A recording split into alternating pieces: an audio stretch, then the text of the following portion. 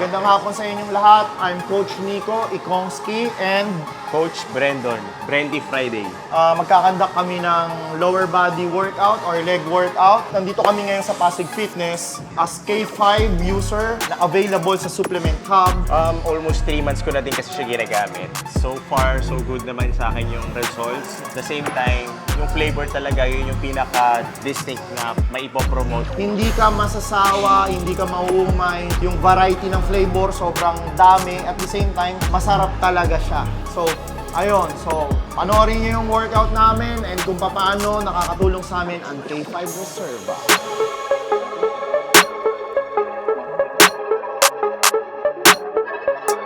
First workout namin, lying leg curl. Lying leg curl. To activate posterior lower leg muscle, yung hamstring.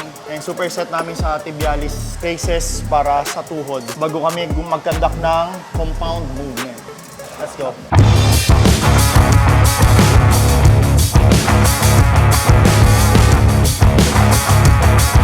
Meron tayong konting trivia na si Coach Brandon nga pala. Oo. Sumasali to ng Competitive eating. So mga eating contest. Ano yung Ay, yung last, 2 days ago lang yun eh. 2 days ago. Burgers kami, yung Jawbreaker. jawbreaker? Within 5 minutes, 5 minutes starts. triple pounder burger.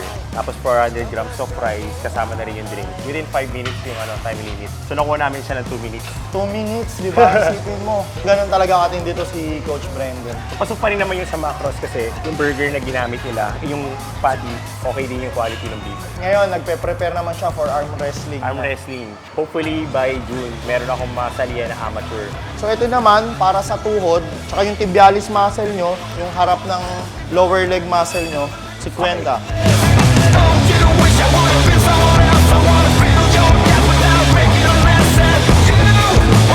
First time ko lang siya ginawa. Kasi tibialis yan eh, so yung muscle na natutupo. So yung health ng knee mo, sa kanya rin nakasalalay. Oo. Yun yung lacking sa akin. Isa din yun sa mga... Bukod dun sa, syempre, yung density ng binte, minsan hindi na siya nagko-complement or nag-match dun sa quads mo.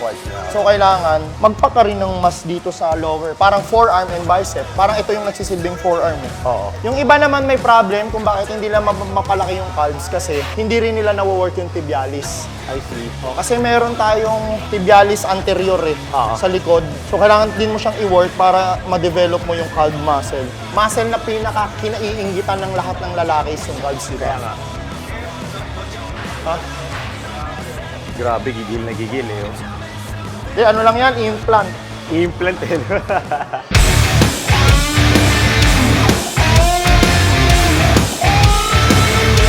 Sikreto namin, yung mga details sa mga small group of muscle, doon kami nagfo-focus para ma-stimulate namin mapalaki yung mga malalaking muscle. Siyempre, aside sa kinakain namin, macros, nag-incorporate pa rin kami ng mga supplements like protein powder. Siyempre, bumibili kami niya sa Supplement Hub. So ngayon, kami ni Coach Brandon, currently, we're using K5 Reserva. Ano bang ginagamit mong protein fusion? Yung protein fusion din. So ako naman, isolate or protein fusion. Tsaka maganda doon, walang bloatness ako na-feel doon. Ako din, same, wala. Smooth lang din kasi kapag tinitimpla mo, okay eh. Yung consistency ng mismong whey, sobrang smooth lang kapag either malamig, mainit o kaya yung normal temperature ng tubig. Dali niyang timplahin, anytime, anywhere, nakasashay na siya. Sa mga nakakapanood ng reels ko, so napapansin nyo, parang merong spread doon na... Oo, nakita ko yun. So yun, ginagawa ko doon, dalawang sachet, tapos nilalagyan ko siya ng konting mainit na tubig. Konti lang. Depende sa consistency na gusto mo.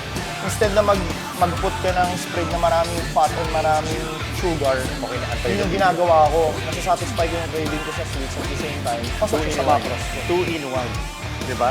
So, third working set namin sa hamstring. This is our last set for this exercise, superset exercise. Then move kami sa compound movement. Rest na tayo.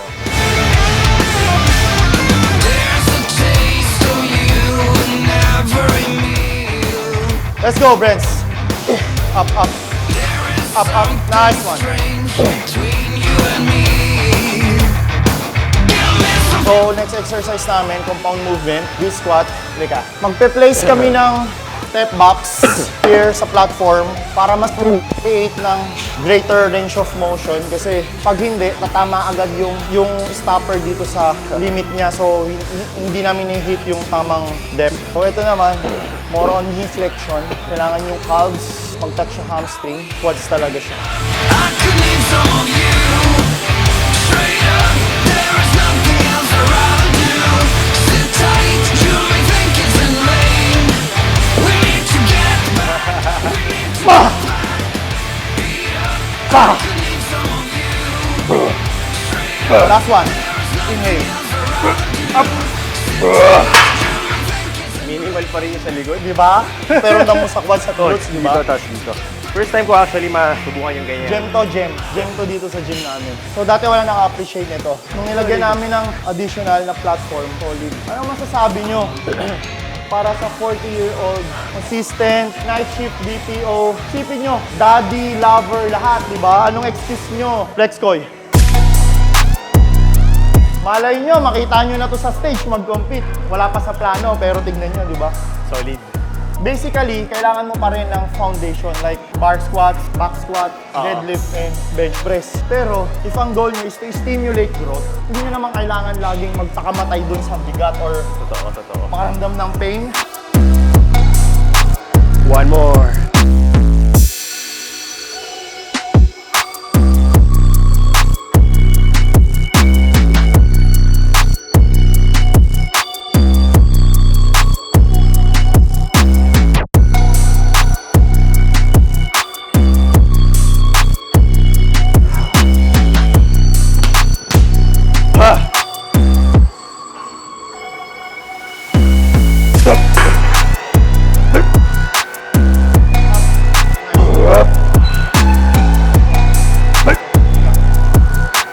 One more, focus.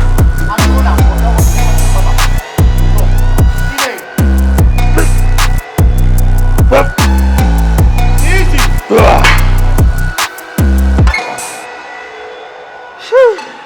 Kasi nabilib kami sa'yo at your young age, pati doon sa attire mo. So, anong name mo, bro? Christian David. Ha? Christian po. Christian. So, si Christian, ilang taon na si Christian? 16 years old po. 16 years old, guys. Sa ganitong age, tignan nyo, nag-i-invest siya sa sarili niya. So, yung iba dito, malamang nasa mobile phone or sabihin walang time. So, nagbabayad ka dito, entrance or monthly? Entrance po. Daily So, po. galing yan sa baon mo? O source of funds ko po. Online. Source of funds, online. So, may hassle na rin si Christian. Gano'n ka na katagal nagbubuhat? 1 year na po. 1 year, consistently. So, nag-start siya, 15 years old, tama? Apo. So, saan ka nag-aaral pala? Sa Rizal High School po. O, Rizal High School, alma mater, doon din ako gumraduate. Ano pa lang ako po? Senior high school pa lang Senior po. high school. Paano nagsimula? Ano po kasi siya yung ano po siya tawag din. May kaano po kasi ako nun back then. Parang something happened po that time nung nag-break po kami. Kaya po masyadong inconsistent po ako sa sarili ko. Then, So, pag-ibig. So, na-broken hearted. Na-broken hearted! Bro, oy, na-broken hearted. Nag-focus sa sarili. Nagpayami ngayon. Huyo ka ngayon. Sino ka man? Sino yung nanakit? Pwede bang ibulong? Sarah po pangalan. Sara po pangalan, Sara. Binulong pero may bike, boss. Binulong pero may bike. Pero kung sino ka man, Sara, abangan mo to. Dahil itong batang to, personally, makakatanggap sa akin to ng K5 Fusion. Nagwe-whey protein ka ba? Hindi pa po. Wala Hindi pa pa. po akong supplements kasi po kulang po sa budget. Kulang sa budget, pero sige, bibigyan kita ng isang maliit na box ng K5. Personal, galing yun sa akin, bibigyan kita. Thank you Contact po. tayo sa social media, ha? Sige po. Sa posting nga!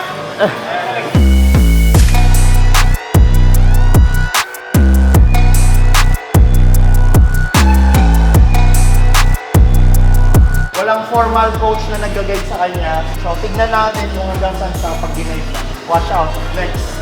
3 months. Sagot ko na. 3 months. 3 months na monthly. Monthly po. Babayaran ko na. Show up ka lang dito lagi, everyday. Kailan po ba kayo nandito? Everyday po? Oo, everyday. Pero saan babayaran ko na yung monthly mo? Akong bahala. Thank you po kaya. March, April, May. May, dapat nandito ka. Baka mamaya, pag yumami ka, mapanood ka ng ni Sarah. Baka mamaya, maging marupok ka, hindi ka na mag-gym. Hindi na po.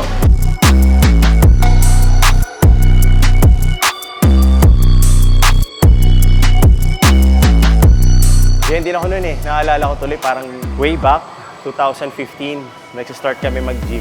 Bakal gym lang din. So kahit bumaha, bumagyo, doon kami right after classes. So Parang similar kami ng mga pinagdaanan. Imagine kung nagkaroon kami ng guidance before, edi sana mas mabilis yun. Yung 3 to 4 years namin na parang trial and error, magiging 1 year na lang yun, no? Tapos massive gains ang mangyayari.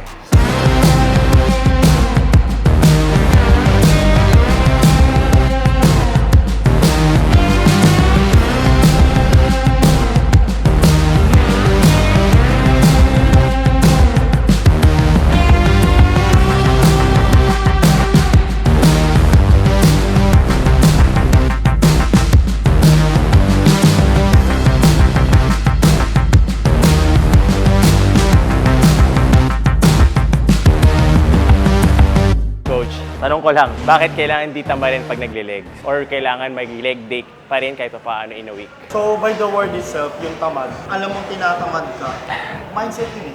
Kailangan mo siyang labanan. So, yung awareness na tinatamad ka, kailangan mong labanan, show up ka lang. And kailangan mo mag-perform ng leg day sa araw na yon or sa week na yon. Kasi wala namang ibang gagawa nun para sa'yo, di ba? So, hindi ko naman sinasabi nung kung gano'n kami ka-intense mag-leg day, dapat gano'n din kayo. Importante lang, gawin nyo siya kasi bodybuilding, body, sabihin yung lower body nyo, part pa rin Part siya pa rin ng body. Unless, putol kayo or lumpo, pwede hindi kayo mag-leg day, excuse na kayo. Pero kung hindi naman kayo lumpo or putol or walang discrepancy, eh, bahala na kayo. Kumbaga, tinatawag nga nila essential, di ba? Essential talaga na tamaan. Tsaka ano, Lahat. natural testo booster, Ay, oo. lower body exercise. Kumbaga sabihin natin times 2 yan. Kapag tinatamaan mo yung lower body mo, iba yung ano nun. Legs and glutes, yun ang bagong abs ngayon, status of masculinity, yung basta maganda ang legs mo, ang glutes mo, talo niyo pa yung taong may abs. Totoo. Kasi alam naman ng mga tao or gym goer or kahit hindi nag-gym, kung gaano kahirap mag-develop ng legs. Sabi nga ni Coach, napaka-importante ng leg. Treat your lower body as much as yung paano nyo tinitreat yung upper body ninyo. So, wag lang tayo yung parang madala sa iba na parang everyday upper body, chest, shoulders, back. Kailangan pa rin natin i-prioritize yung lower body. Kasi nga sabi ni Coach, times 2 yung burning effect, at the same time, yung testo booster na mag-i-increase sa katawan ninyo every time na tinatamaan yung legs ninyo. So, don't skip leg day.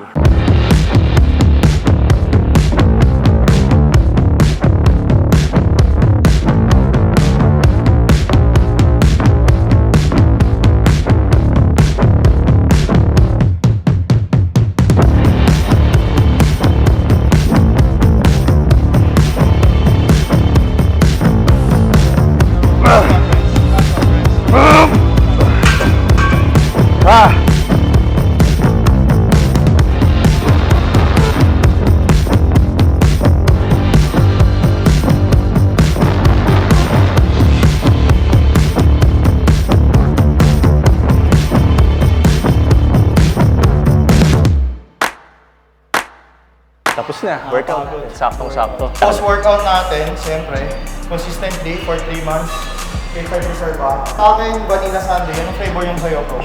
Salted caramel. Every day. Everyday, once scoop. Parang ka talagang nag-sundae ice cream. Yung alam mo yung pagka-creamy, Creamy, totoo. creamy ng vanilla. So maganda doon, wala siyang sugar, no? Oo, stevia yung ginagamit. Sweetener, stevia. So, Plant-based sweetener siya, so talagang natural pa rin. Tapos, protein niya, 27 grams. Though sa third-party lab test, 28 yung lumabas. oo.